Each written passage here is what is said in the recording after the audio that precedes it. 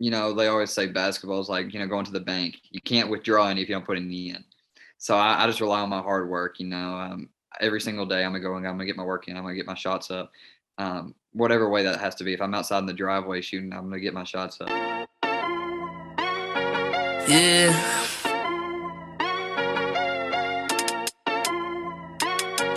Yeah. Look at me.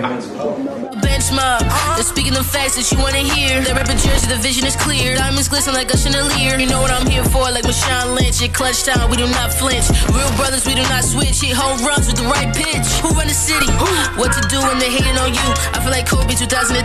Taking an L, all I need is a win. Business is business, you know how they go. You playing the seats, now it's on the grow. Tune in now, gotta be in the know. Showtime, bitch, my about to blow. I ain't seen from now.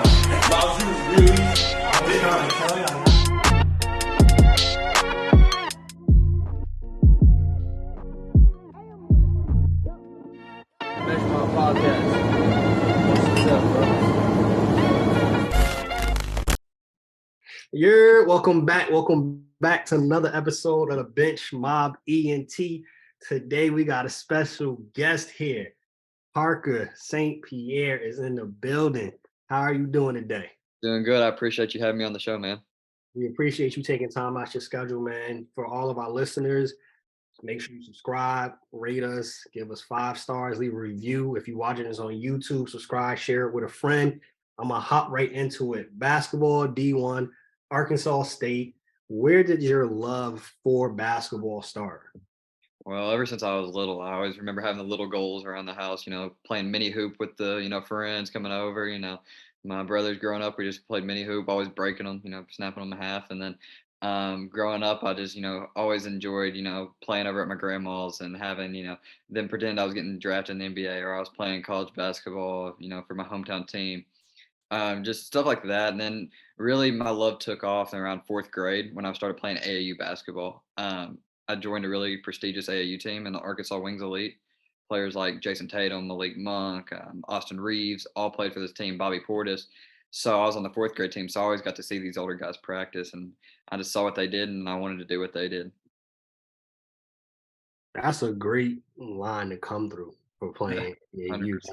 That's a great line. So for you, right, you said it was a dream to play college ball back then, shooting on the little hoops. You are playing college ball. You're at Arkansas State. What went into the decision-making of choosing Arkansas State, and could it have been any other school? I mean, I was very blessed to have other opportunities, obviously, but from the, I was a little kid, I always dreamed of playing for Arkansas State. That's my hometown team. My parents went there. My brothers went there. Basically everybody I knew went to Arkansas State. So it was always a dream. I grew up going to the games and seeing the older players like Tristan Wally, who I consider like family now. He's playing overseas. He played for Arkansas State. It was one of those things. It was like it couldn't get any better. You could have offered me any school in the country, and I would have picked Arkansas State. So, and then really went into it was the coaching staff. I've been blessed with some really good coaching staffs at Arkansas State, and the way they just treated me like family from the jump. No matter who was recruiting me or whatever, it was always felt like home. And they made sure when I was getting recruited that this was my home, and just basically like no other reason to look elsewhere. That's always a great thing when the team you're playing for actually wants you, they appreciate you, they value you. So shout out to that, the fact that it was the dream school from jump. A lot of people, as you know, they got their list of schools. I want to go to UNC, I want to go to, and that don't always happen that way. So shout out to you for getting that. And obviously you got to put in the work for them to offer. So like it was a dream, but you still had to put the work in to get there. What was your journey like to get to the point of now you're playing college ball? Like, how did you get this good to actually be offered a D1 offer? Well, I'm a real big believer on hard work. There's a great quote that I always hear is success is on the other side of hard.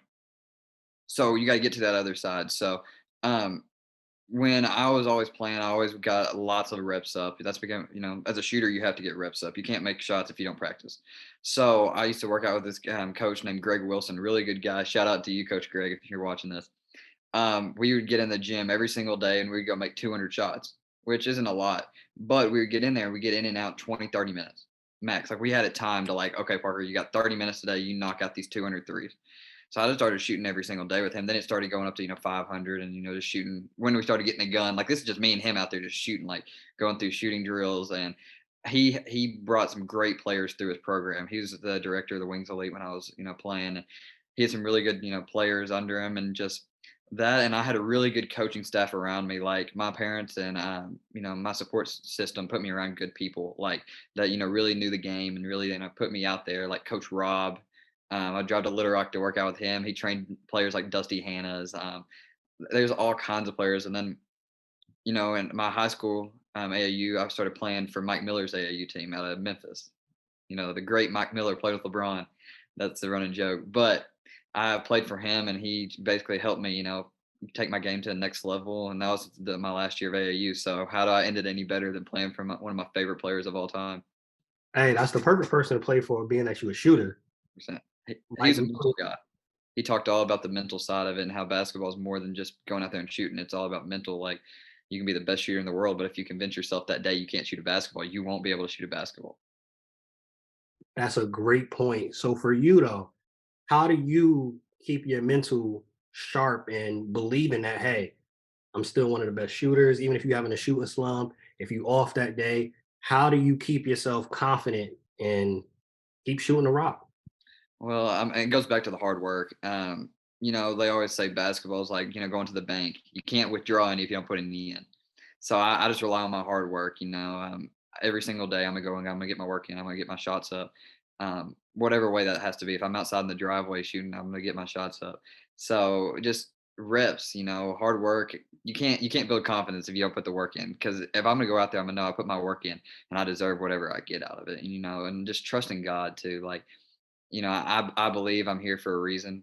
I believe God did everything the way He did. He aligned everything to make me, be playing college at my dream school. And inspiring others. And it was just a big deal to me just to play at Arkansas State, and having all the things I wanted to happen. So That's a key that a lot of people don't factor in. God's plan, God's timing. So shout out, of course, to God for setting 100%. everything up. Because you can put the work in, but if it's not in God's will, Very true. it's not in God's will. So it was in His will. So it worked out in that regard. So at what point, though, did you know that you were good enough to play at that higher level? Some people know in middle school, some people know in elementary school. At what point did you look around like, oh yeah, I could play this at the highest level? Well, the thing with me is I'm a very confident person.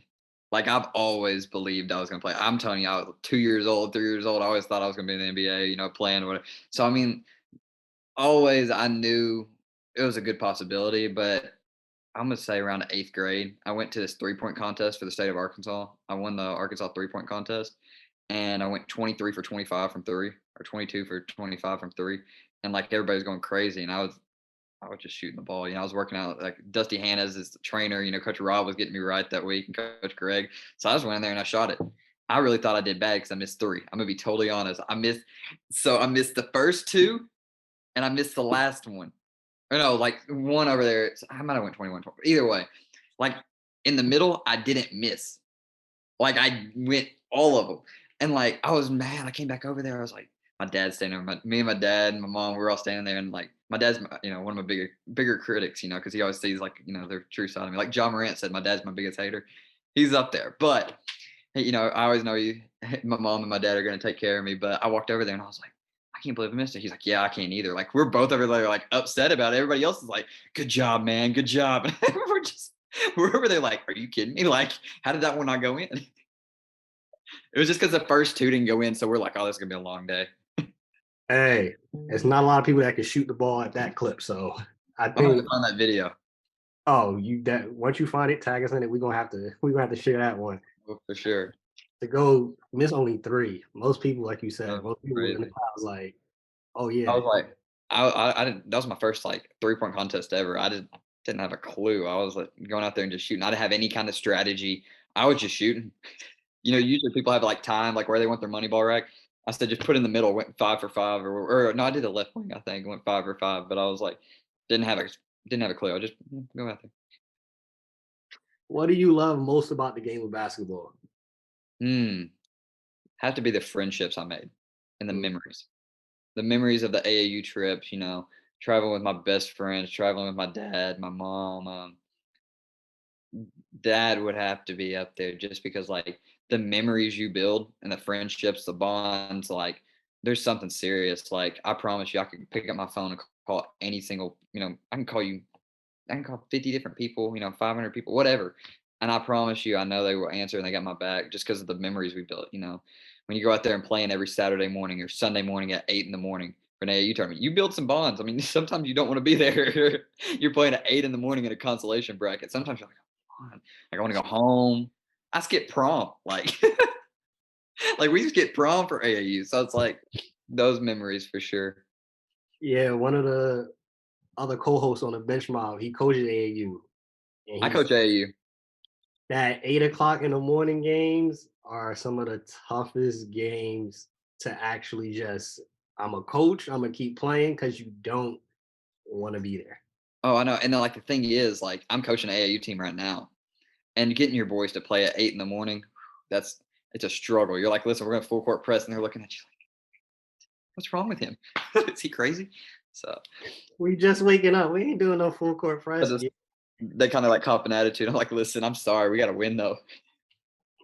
Yeah, man, I can definitely attest to that. Probably 85% of all my friendships happen because of basketball. 100%. Like I mean, literally. the memories are always gonna be there too. Like my wife all the time will be somewhere. She'll be like, how do you know that person? Basketball. How do you know that basketball? Like literally most of the Very time, true. that's where it's from. This summer, right? What is one thing? If you had to choose one thing, it could be multiple things. What is one thing though that you're looking to add to your game? Mm. So I'm coming off an injury right now, so, like, obviously, I wanna get back to where I was, which is gonna happen, but I wanna add more bounce to my game. Last summer, I finally got to dunk a little bit, and then I got hurt, so I haven't even tried it since. So I wanna get a little bit more bouncy. I'm tired of just a simple one hand. I wanna, because, like, if I get an open fast break, I wanna be there, but obviously, I'll go back to some ball handling too. I think that would help me a little bit more, just getting my shot off, getting to the rim somehow. So, I So mean, ball handling and a little bit of bounce, work on my athleticism. growing up, you've been balling fourth grade, had the ball in your hand at 2 years old.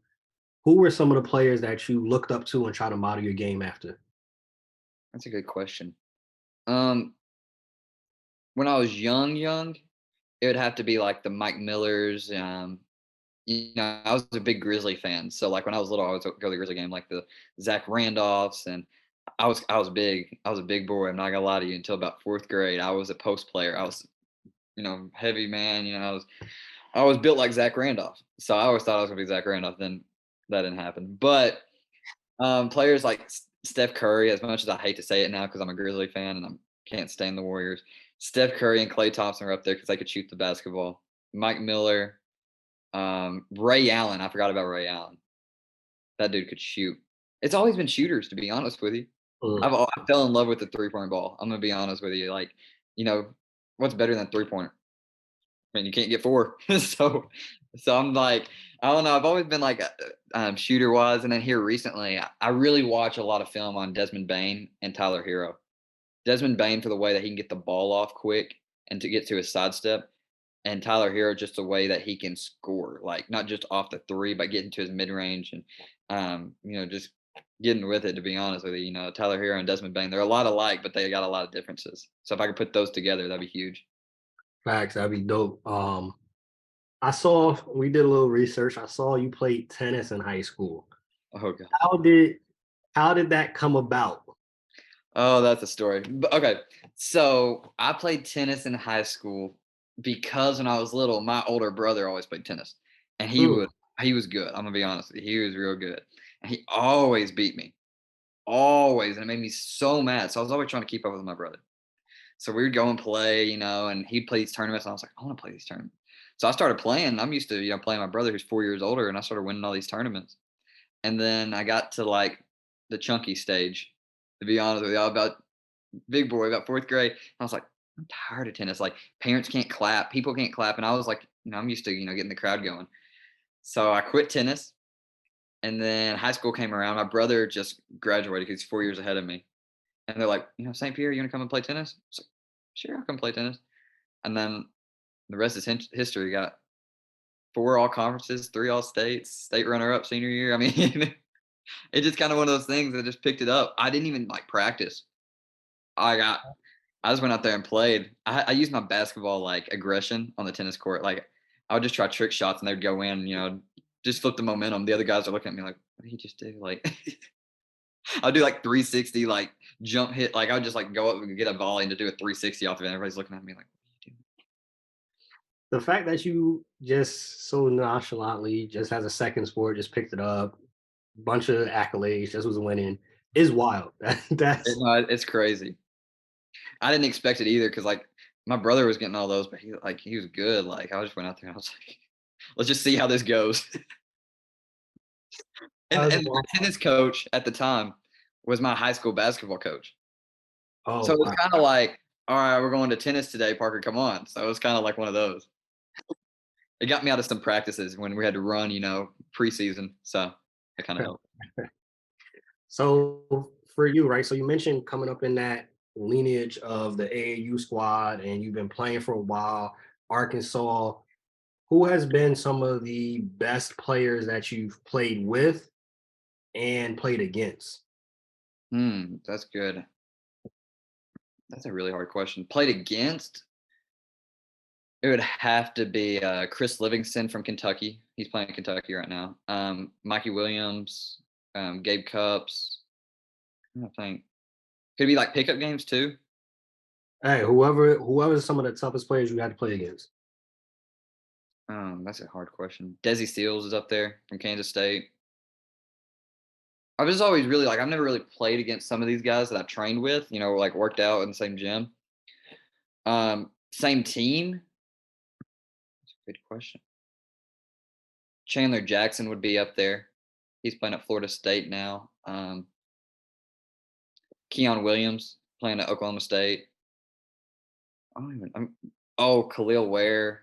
Trying to think about that one combine I went to. Jalen Hood Schifino. Think who else is on there. There's been a lot of players I played with. I'm gonna think of some here in a second because I always do. As soon as I get off this, I'm like, why didn't I think of him? But no, Khalil Ware was a McDonald's All American. Played in a little combine together. But no, there's a bunch of talent in Arkansas. People sleep on the Arkansas talent. I can name you all kinds of kids that are some amazing basketball players, like Nick Smith Jr., like all of them. Nah, it's a lot of talent in Arkansas. It's a lot of talent that's come from Arkansas, and I'm sure you know the Arkansas history.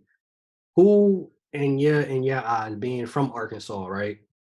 Who would you say most people in Arkansas or even you consider as some of the top talent to come out of Arkansas? I'd have to start out with Austin Reeves, Malik Monk, Bobby Portis. I'm gonna leave somebody off. I already know. Those are the guys that I see all the time. Joe Johnson, Patrick Beverly.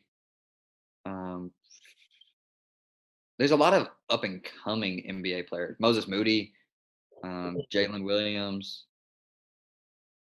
There's a lot of Arkansas players right now that are, Austin Reeves and Malik Monk are going crazy in the playoffs. And Jason Tatum played AAU in Arkansas if we count that.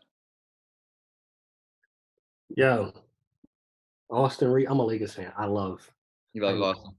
I I'm really love. good friends with his brother, Spencer. And when I tell you somebody that's really good at basketball, it's Spencer Reeves. I had to play one Mm. against him one time. Man, like that dude hit every shot. It's literally Austin again. Like, Oh snap! I didn't even know he had a brother. no, look him up. Look up Spencer Reeves. I'm gonna I'm have to. gonna tag Spencer on this on Facebook. I'm gonna have to look it up because I didn't know he had a brother. If you saying he's just as good, He's a good Yeesh. player. I had to guard him. Trust me, he's a good player. Is Spencer older than Austin? I think so. Yeah, Maybe that's one of those things like you had to play your older brother and got him better. it could be. Austin's a little bit taller than Spencer, but they Mhm. can play. Like they can score the ball whenever they want to. And Austin has always been like that too, and people just didn't see it. Like in high school, He scored like 70 plus in one game. Like I saw him play my high school. I was too young. I was like at seventh, eighth grade. He dropped like 50 plus on him. Like every game he was scoring like crazy. Like it's wild. A lot of people don't realize that too. When you talk about NBA players, they'll look at the ones that's like only averaging 8 or 9, be like, oh, they suck. But a lot of them, they were getting buckets in high school and in college. It's just in the NBA. Now you got to play your role. He went to a tiny school too. Like he went to like Cedar Ridge. I think they're like 1 or 2A. And he made them like beat everybody. They were beating the biggest schools in the state. I was like, it was him and Spencer on the same team. Oh, snap. Crazy. That's wild. We're gonna end off this part before we go to the last segment of fourth quarter. What is one piece of advice you will give to somebody trying to be an aspiring athlete on the collegiate level? It doesn't have to be D1, on the collegiate level, period. Take every opportunity you get. Be very grateful for what you get. A lot about basketball is body language and social media. So I think that the young kids today need to realize your social media really shows that's your first impression. You know, people always go to your social media first. So you need to be really, really, cautious with what you post, what you share, what you like. It always will come back to you. You also need to be really good at marketing yourself because no one's going to market you better than yourself. Know what you're worth. Know that you are good enough and get your reps in. All you do those things, you'll take care. And lastly, which is number one here, keep God first. Do all those things, and it'll all go the right direction, especially where you want to be. Just trust the process. Just keep going every day. You never know when you're gonna make it. So, like, I didn't know when I was gonna get my offer, and I ended up I got my offer when I was playing in the AAU tournament in Memphis. I mean, it could have been whenever, but you never know when it's gonna happen. So go play every tournament like it's your last, and take every opportunity. That's great advice from every single piece of it. And one I want to point out, being that, I've coached AAU, been in the AAU, got friends that coach AAU. Marketing yourself is such a huge need, especially now with the transfer portal. It's been coaches that came out and said they don't even look at high school kids anymore unless somebody's reaching out to them, because you have D2, D3 transferring, you got people coming from overseas. Marketing yourself, please, those that's watching this coming up, Too. market yourself. I mean, it's hard. It's hard to get a coach just to come and watch you play. Like if they don't know about you, unless you have a 5-star in your team. I mean, it's going to be hard. I mean, getting recruited is very difficult. But the biggest thing I would recommend to any single person on here is Twitter. Make you a Twitter. Go on there and post your videos. I mean, you may be annoying. People may make fun of you for sharing your post. I went through that. People, why are you always posting on Twitter? Because I got goals. And I heard that from one of the NBA players I used to work out with. He said, make you a Twitter. So I did it. And I recommend that to every single person on here. Go make you a Twitter, post your stuff. Be proud of what you do, what you accomplish. Because, you do it, you put in the work, you deserve the credit. So. Facts. Twitter definitely is a huge, huge component. 100%. Last segment, fourth quarter. First one, we ask everybody that's on the show, what is your favorite meal? Steak. Just any type of steak tips. Actually, hibachi steak. Hibachi steak. Now, what do you want on the side with your hibachi steak? What do you normally I'm get? I'm gonna get rice and steak. Just just keep it simple, just put the rice and the steak on top so like it goes into the rice. Oh I can yeah, tear that up. facts. That definitely is a great combination right there. What's your favorite thing to do that's not sports related? Hang around my family and my friends, to be honest with you. I'm a big family guy. Um, I like just hanging out with my little brother, my older brother, my mom, my dad. My little brother's a golfer, so Mm. be on the lookout for him. Um, he can hit the ball super far, and I go out there and play with him, and I'm horrible. But I'm going to talk my stuff. I'm gonna make sure he knows that he never can beat me because I promise you I'm gonna end the game before he can beat me. Um, my older brother, we always watch basketball together, and got my mom and my dad hooked on the NBA playoffs right now. My dad's always like watched it, but my mom's like she's locked in. She's pretty upset with the Grizzlies. Big family guy, and I go hang out with my friends. My fraternity brothers. I'm good friends with all of them, and just hang out with my teammates. Basically just hanging out. I don't have really any cool hobbies. I wouldn't say.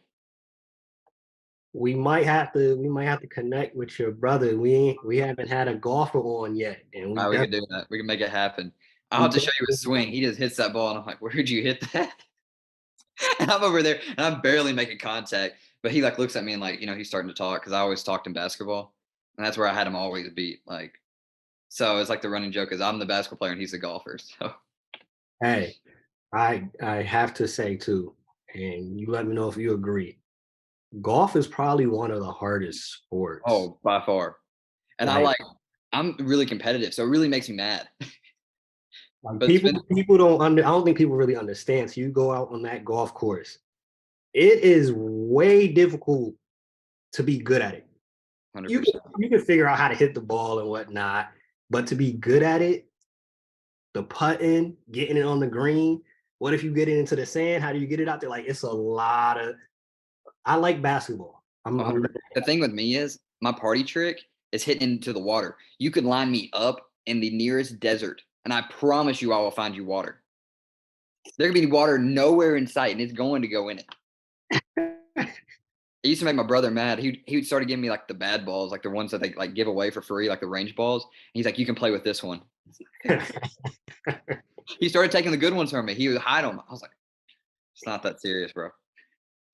Star bench cut, shooters edition, Clay Thompson, Reggie Miller, Damian Lillard. Just shooting wise, Just shooting wise. Reggie Miller start bench. Hmm. Dame cut Clay. That's hard. I just don't like Clay. I After what he did to the Memphis Grizzlies, I can't. Star bench cut, just shooting. Kevin Durant, Larry Bird, Dirk Nowitzki. Start Larry Bird, bench Kevin Durant, cut Dirk. Those are hard. I don't think nobody would argue with that. That's a hard three. Those are hard too. I'd have tried to put Dirk on the G League team and call him up, something like. 100%. We got any two-way contracts? For you, who would you say?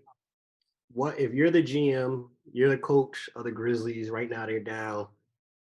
What is one thing that you think you would change or improve about the Grizzlies to get them to that next level?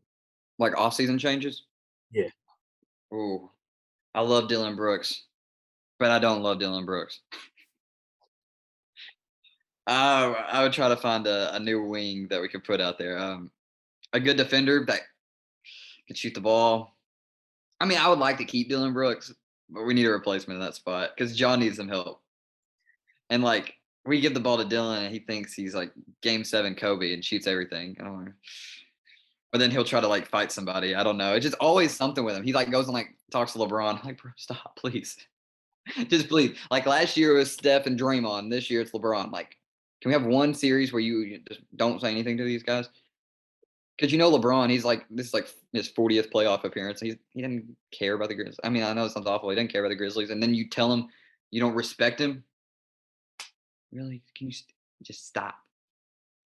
I'm watching it as a Lakers fan, and I was sitting there. I actually texted, "Come on, boys." I'm like, "How is Dylan Brooks a starter? Like, why is he like he should be in limited minutes because on y'all team, I'm watching it. Sometimes he has the second most attempts. It's Ja, and then it's him, and I'm like, last I checked, he's not like a sharpshooter marksman. Mm-mm. Why is he shooting this many times?" I respect his confidence.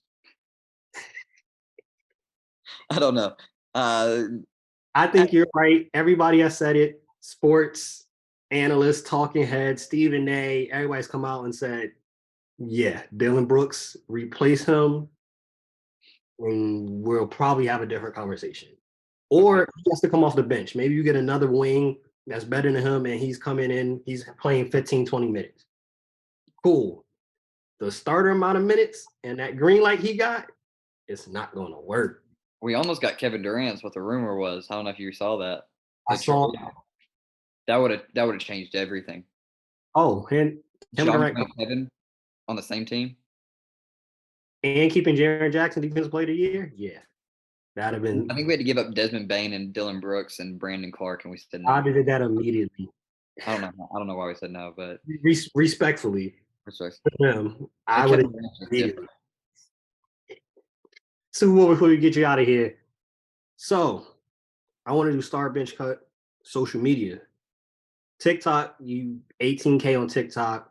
You got a couple videos on there that's done millions. You mentioned Twitter.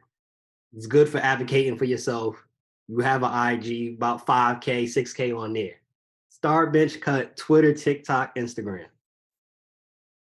Star Instagram. I'm a big Instagram guy. I like live on it. It's kind of like an issue. Bench TikTok and cut Twitter because I already got recruited. I already got recruited. Smart man. I'm a big fan of Instagram. There's a lot of money to be made on Instagram. That's where like most NIL deals are at. I'm Instagram too, big time. Last one before we get you out of here. Who was your pick to win the NBA championship this year? Grizzlies not playing. I just want the Grizzlies to win so bad. Let's think. I'm gonna say Celtics. Celtics has the easiest path to get a championship because the West teams are just gonna go at it because you never know who's gonna win. And the East, I feel like they got an easier road. Who do you think comes out the West? That's a hard one. I'm gonna say Suns. Suns, Celtics.